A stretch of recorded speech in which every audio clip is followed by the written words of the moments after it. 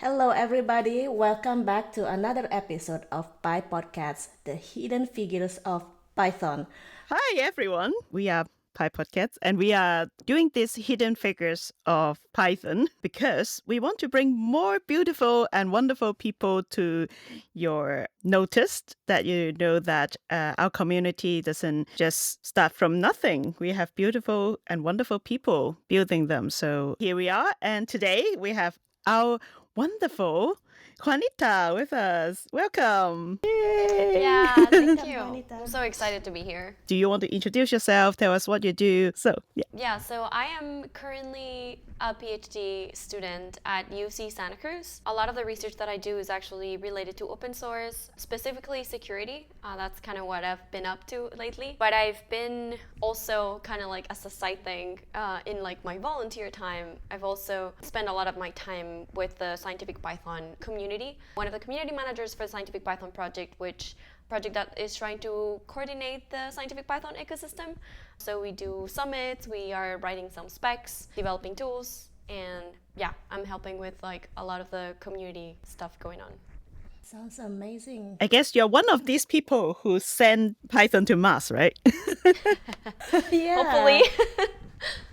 So I'm actually not in the scientific community. I'm mostly in the web-based development using Python. So it's always amazing because I know there is a huge community in the scientific, Python. Can you tell us more about it? Like, how did you get started into this community? So it actually goes all the way back to maybe 5-6 years ago. I started as a developer for Spyder, the IDE for Python, which I think it's actually an IDE that is meant for scientists, not necessarily software developers, but it's meant to make your development with Python easier. I joined the Spyder team a very long time ago and a lot of the work that I did was actually focused on documentation and community outreach. I started doing events. I guess I had this like Spyder cast, which I guess is kind of similar to what we're doing today, where I kind of invited developers on stage and like we talked about like some of the work that they did for Spyder. And I also started doing tutorials and videos for Spyder. I guess as a way to reach out more people in the community, but also with this idea of kind of turning documentation into something more millennial, like reaching younger generations. And the two people who started the Scientific Python project, which were Stefan Vanderbilt and Jared Millman, they saw some of my work that I was doing with Spyder. I think they probably saw my YouTube videos and they just reached out to me. Yeah, they reached out to me and they were like, do you want to be part of this? They were just starting, they got a grant and they were just starting the project and they kind of just invited me to join. And a lot of the work that I did at the beginning was actually writing guides and doing actual like videos for beginners to the ecosystem. That's how I joined. That sounds amazing. Like, I think you showed there are so many ways to contribute to the community. Like, I think writing documentation and giving visibility of the project, sharing, how other people use that IDE is very important. So I think it's always something that is so important, but then a lot of people just overlook it, right? Like sometimes, you say like, oh, I have created this functionality. People will be like, wow. And then if you say, oh, I write this documentation, people are like, okay. So I think, yeah, it's like, but it's very important because if nobody's writing any documentation or doing all this work that is less glamorous, then no one new is coming to the community and it become like a project that everybody have gray hair and, nobody, like the young people doesn't care about it anymore, that then the project will probably be less popular. Yeah, and I actually didn't know that I was gonna end up doing docs. When I joined, I was just fixing bugs like any like beginner developer in a project. And I ended up like involved with documentation, and I guess my first goal was to make it more friendly. So a lot of it was like literally just putting screenshots and GIFs in the documentation, which was a lot of work. I thought it was very important to kind of like include more people and to make it easier to learn how to use the tool, especially because it wasn't meant for software developers. It was meant for scientists who don't necessarily know like all the fundamentals of software development. And I think making it easier to use by having very good docs was kind of like one of my first goals. When I hear your story just now, I like how you mentioned that trying to reach different audience, different different subset of group of, people who consume YouTube. Like, I think I don't really have YouTube channels. I tried. It's not easy to run it. So I think it's amazing that you're doing that. I'm also not good at that. I tried. I won't be a very good YouTuber, I think. I'm just a goofball. I don't know how to do marketing, how to kind of analyze what people like, what people don't like. I just do what I like, and I don't think it's a very good strategy. Funny enough, the reason that I was able to do a lot of the editing and I guess the creative part of the tutorials and all of these things was because I had a YouTube channel that was for music. So I was I started when I was in my undergrad, I started a music YouTube channel. So I was recording songs and doing videos, music videos. And I started a YouTube channel, so I had to learn how to do video editing. And that's kind of why I was able to do this. It was just random skills that I picked up doing something else that I was able to put into practice while doing documentation. Yeah. So you were already doing music thing before TikTok become a thing, right? Now everybody is dancing. I don't do TikTok though. I sometimes see people in the square. They were just young people. They play some music. They look very cool and dancing. And I was I'm so old, right? I'm not used to TikTok. I'll be oh, that remind me of when I was in uni, the dance club people. And then my friend who is younger is they probably not dance club. They're just doing TikTok. I was what is that? Yeah, and that's what the younger generations are doing now. And I didn't do that for Spyder, but I did some TikToks for the Scientific Python project. And I was kind of trying to figure out what was short enough to put in a TikTok that was educational, I guess, because nowadays the way that people consume all of these media is it's very short. If you do something that it's longer than 1 or 2 minutes long in TikTok, they're not gonna watch it. So you need to break it into very small pieces. So I did some very basic videos on things like how to do your first PR, how to review a PR, things like that on TikTok. That was fun. But it was very hard. I think that's very interesting. We need to find those links and share with our audiences. We need to watch those TikToks you made. Yeah, it was very skeptical. Even a couple of years ago, when I was working at Anaconda, my colleague at the time, Sophia, she's also very talented. She did all this data science short form video, I don't know, TikTok or YouTube, whatever, teaching people data science. I was does it work? It's but it proves that I was wrong. It works. And now I'm struggling of how can we do that? Yeah, I think you just need to go with, what's in these days. You have to, I realize I'm also old. I don't have TikTok account, but I know that's what the younger people do. And if we want the Python community to stay relevant, maybe we need to start doing this. We need young people. If you ask us to decide on, what to do, we just come up with something that maybe worked 10 years ago, but not working now. So, but anyway, let's go back to what Juanita has been doing. So, you also do a lot of security work, which I think, again, is something that is very important and is getting more and more attention these days for open source. So what makes you go into the field? Is it because you love open source, you want to do something for it? Or is it just security, super cool, I want to do that? Which come first? So when I started my PhD, I joined the security lab. I wasn't working on open source at first. And the reason I joined the security lab was because my background is actually in math and I did some cryptography stuff. So my advisor thought that I would be a good fit to do some security stuff. So at the beginning, I was actually doing cryptography things, not related to open source at all. So I had this divided life where during the day I was working in security and during the night I was working in open source. And I thought that wasn't cool. I thought that it would be better if I could merge my passion and my research. So I started talking to people at the open source program office in my university, and I guess they were interested in working with me. I had a lot of experience in community work and a lot of contacts within the ecosystem, so I think that was good. And I think the reason I decided to kind of bring security into the open source work that I was doing was because I saw a gap. By talking to maintainers and to developers, I realized that security is something that people are concerned about, but they're not necessarily experts on. They don't necessarily have the time for. So it's something that it's important, but it's not addressed as much as I think it should be. So I think I wanted to bridge that gap to just help maintainers with security. I am definitely not an expert yet on a lot of the things that I've been doing is learning about what is it that you need in your open source project, I would say, be more secure. And that's where I'm headed is I want to be able to help maintainers. I want to work on the human part of security, not necessarily like back bounties or I don't know, like more, I would say like hacky things, but more learning about best practices in security and helping maintainers implement those best practices in their projects. I think that's kind of like my goal, because I think that would be a useful contribution to the ecosystem. I always like have this image of like, oh, security is super cool, like, you know, just like what you said, the bug bounty and stuff look like Wild West, like instead of cowboy you have all these like sci-fi hero and things. But then like I think it's more serious than, you know, the fantasy world, that you have to really put your foot down and do a lot of like very fundamental work that a lot of people don't see. And I just found it very difficult. That's why I kind of left that kind of trend on like doing security. I'm totally not a very secure person. I jailwalk all the time, you know. Not security, right?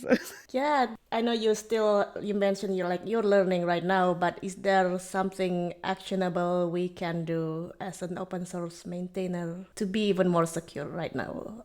So I think, for example, GitHub is one of those places that has been helping a lot with security practices, and I feel like they've made it easier for maintainers to implement some of their like security stuff in their repositories. I would start with that. I would start with like anything that GitHub like recommends. They have very concise guides on like beginner practices, I would say. Things like implementing secret scanning or static analysis in your repositories, or like dependency updates, like automatic dependency updates with Dependabot. Some of these things are things that GitHub has, I think, made very easy for maintainers to implement.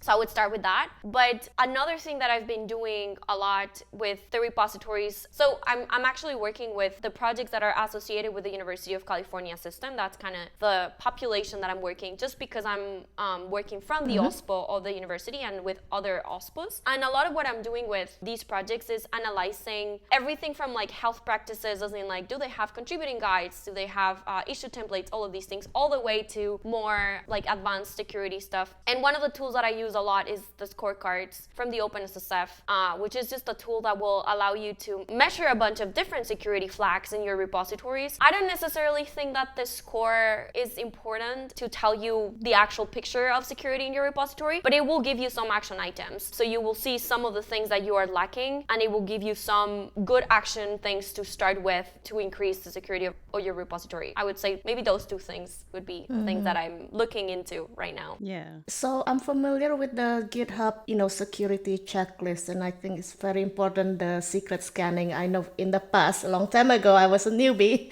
I committed the secret, and I'm glad that it caught it. So, but the OpenSSF scorecard, how do we get that? I know I've heard this before, but I don't know how it works. Like, how do you get scored? So there's multiple ways of doing it. I mean, if you go to the scorecards.dev website, they just have like a very easy explanation of how to get it. You can install it as a GitHub action in your repository, so it would kind of run automatically. I don't do it like that because I don't do it for my own repositories. I do it for other repositories. So they also have a CLI. So you just clone the repo, install the package, and you can just run it in your terminal, like scorecard, and then you put the link of the repository, and then it just runs, like a CLI. And they have like different output formats. So for example, what I do is I collect everything in JSON, and then I kind of, because I'm running it for multiple repos, so I just have a Python script that will run it for all of them. And then I collect everything in JSON, and I just do a fancy CSV table so that I can see the results. But yeah, you can do it as a GitHub action also. Oh, I didn't know about this. I didn't know there was CLI. We need this run on our repos. Should we actually run it on all kinds of repos, or is there certain projects, do you think, that may be more prone to this? Should we run it against our PyPodcast website?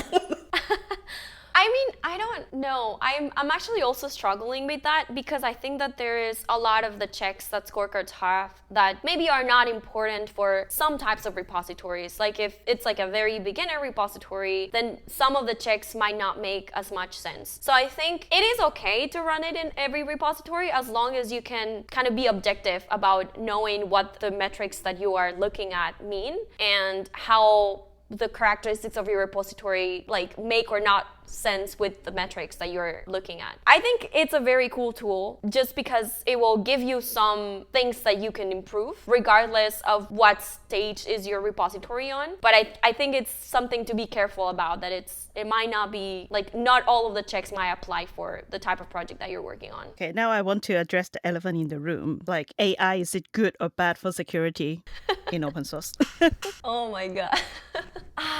I think it could be good for certain things. I think AI, for everything, it should be used very carefully. And I think understanding what AI is part of that. It's like understanding that it's not like a magician that's telling you answers. It's just statistics, right? And I think that is part of maybe the problem when people like use it too much. Is like they don't really know what's behind it. I've actually done a project with like identifying vulnerabilities in code using AI, and I actually had fairly good results with like the newest models. So I think there is a possibility that maybe in the future AI could be something very good for identifying like certain code patterns or some of these things that could be dangerous for your repositories. Whether I relied on that like 100%, I'm not sure. Like I wouldn't be like, oh, I give this to an AI and then if the AI says this is safe, then it's safe. I don't think that would be the way that I would do it. But I do think it could be a very good tool to uncover some things like in an automatic way. Now everybody's thinking like how AI is going to change our life, our profession and everything. So I have to ask this question.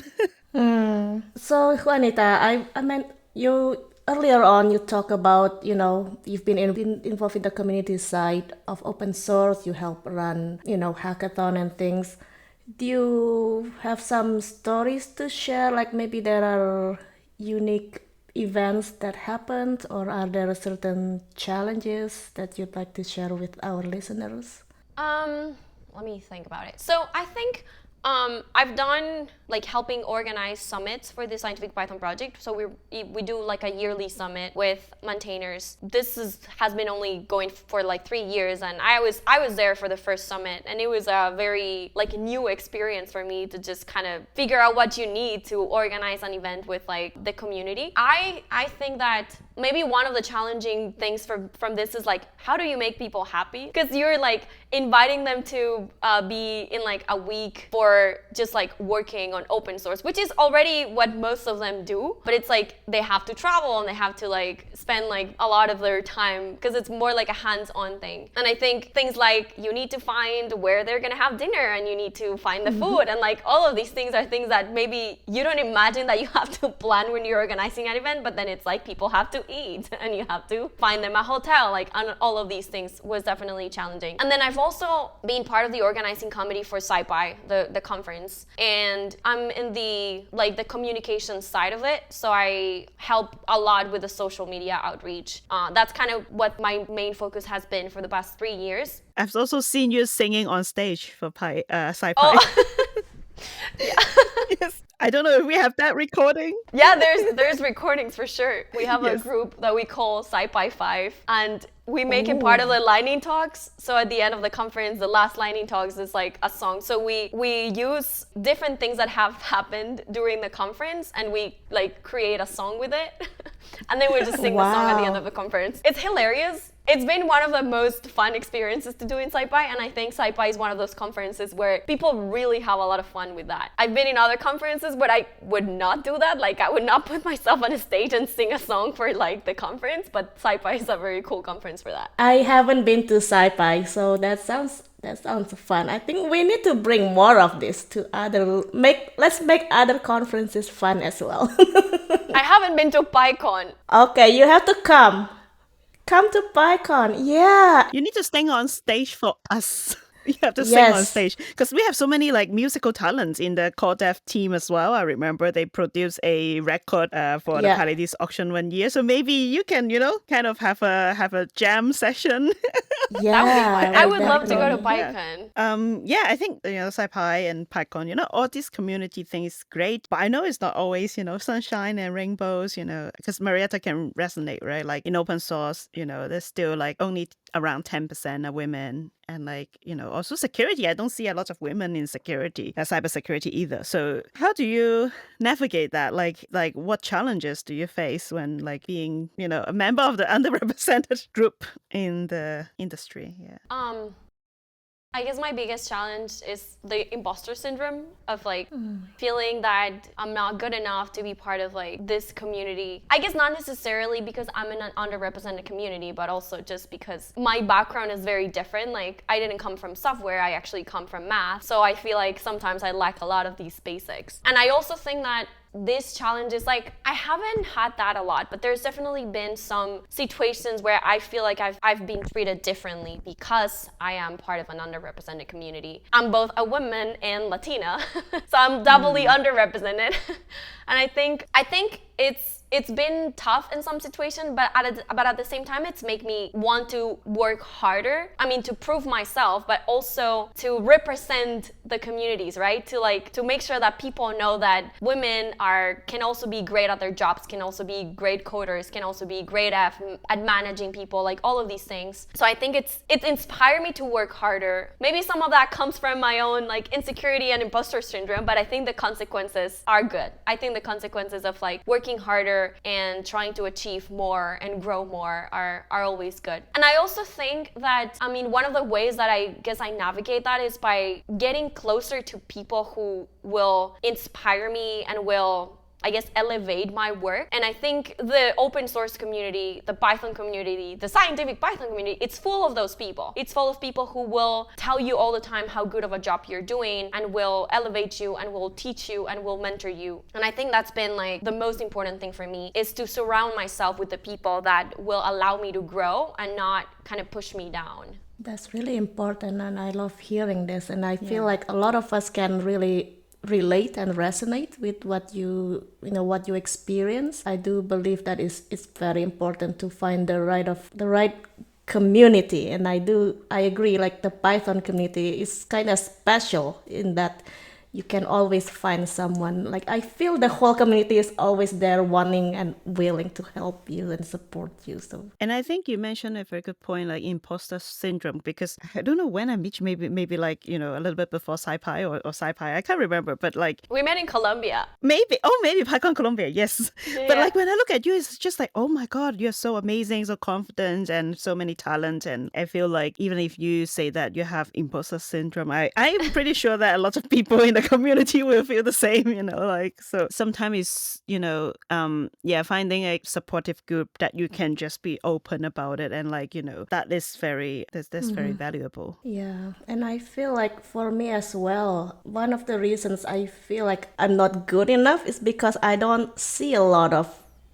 people who look like me, people who I can relate to. And sometimes you feel like you just question yourself, like, am I really, really good? Am I here because I'm good? Or am I here just because they need to fill in somebody, I think that's still a challenge that I personally face. I don't know about you all. Yeah, no, for sure. I always feel like a lot of times, like, we trying to compare things that are not comparable. Like, I have seen a lot of women in tech, they do a lot of very important role. They take on very important role, doing very important work, but maybe they are not always those like shiny and like, work that admired by a lot of people. So it's unfair to compare like those people's achievement to the more typical people's achievement. And I think that's, sometimes make you feel a bit underwhelmed of what you have done. So, yeah.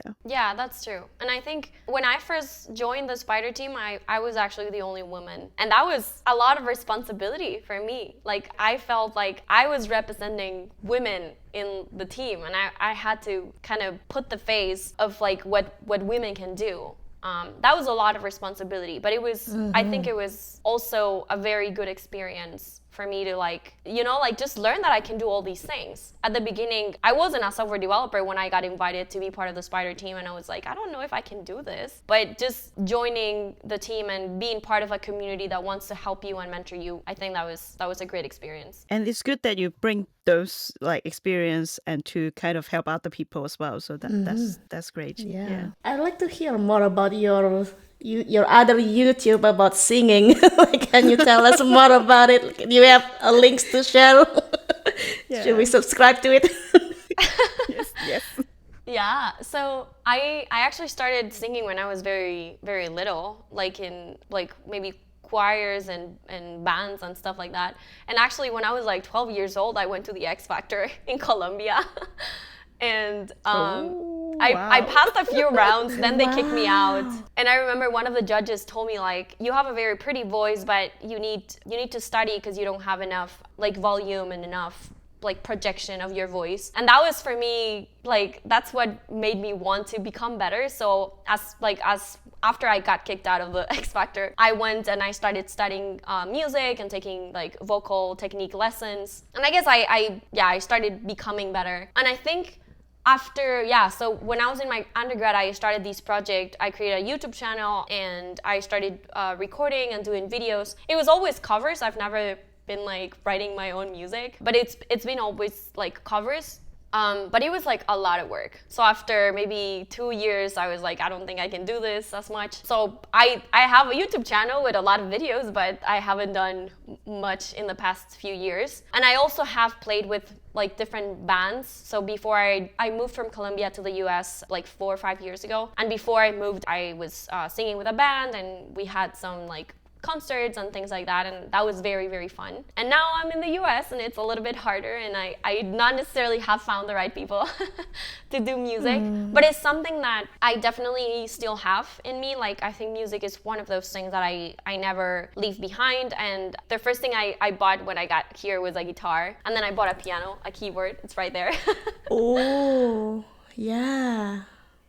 And it's like one of those things that I feel fills my heart with joy. So I guess it keeps my mental health, and it's something that I like to share a lot with people too. So just like singing for people, playing for people is something that I really enjoy doing too. I have to break a news for you because this year in EuroPython they have formed a band. So yes, it started with, I don't know if you know him, our friend Moses. Like, he performed a little bit of like music at the lightning talk, just like you do. It's just a little bit fun music, and then it grow into like there are more and more people joining him, and they will bring the musical instrument to EuroPython. And this year, if you look at the recording, like they perform all together on stage. That's amazing. So that's awesome. Just so you know, you can come to EuroPython and jam with everyone.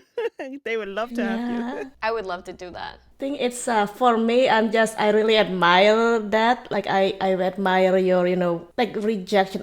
Not rejection. Like you got kicked out. You mentioned you got kicked out from something, but you took it as motivation to make you even better. I think that's really inspiring. Like, congrats for doing that. Some people think like once they fail at something, they give up. They don't want to do it anymore, but you continued on to do it. So it's really cool. When I was a kid, I wanted to be Shakira. Oh. You know To Shakira? be what? Shakira. Oh, I love yes. her music. Yes, I was yes. like, is everybody in Colombia so talented? I mean, like, ooh. I think so. Yeah. I wanted to be her when I was a kid. I thought I was gonna like follow that path and study music and just become a musician and like be a singer. I'm glad I didn't, because I think that I would have missed on all the other side of the work that I do and the things that I do that are also very close to my heart. But it's funny because I really thought that that's what I was gonna do. Yeah, I do enjoy going to dancing with the organizers of PyCon Colombia. That's amazing. I was like, I won't struggle, because a lot of times we say like, oh, like if you go to PyCon, or like we're just a bunch of nerds, we don't party, we don't dance. No, look at that. I mean, like everybody dances. We're cool It's nerds. amazing. I love it. Yeah. Yes. Yeah. And like we also dance a little bit like at the social event of PyCon Greece, I think at the end. Usually it's like people need to really like, warm up, spend lots of time to warm up until they will be like, okay, now we can dance. But like in Colombia, it's just like everybody just like right away, let's dance, like, yeah. We're very warm. That's just another thing that I really miss. I really miss PyCon Colombia. That was really, really fun experience. I miss the community there. They're just amazing. Yeah. Oh yeah. Do you have any other topics you want to talk about before we wrap it up?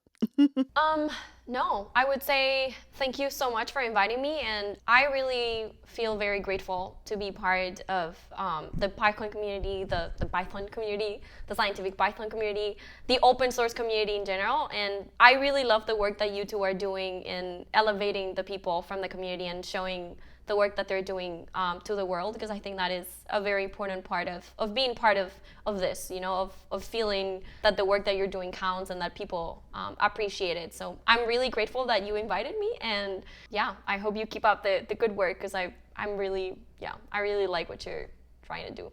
Thank you, Juanita. Thank you for Yeah, joining thank us. you. We're really Yeah. grateful to hear, and I think your story is really inspiring. So Yeah, so thank you so much for inspiring of us. If you who are watching, if you want us to inspire more people, please consider donating to Pi Podcasts because, you know, to produce this kind of episode, it's not like running a conference. It's not as expensive, but it still requires money to have all this equipment. We are not monetizing our videos or podcasts, so we need your donation to support us to, you know, keep doing this and inspire more people, and just give people who have been doing so much hard work for the community a shout out so people know about them. Thank you so much for watching. And this is Juanita, amazing, Thank Python you. lister. And hope to see you again next time in our next episode of Pi Podcasts, Hidden Figures of Python. thank you, everybody. Bye.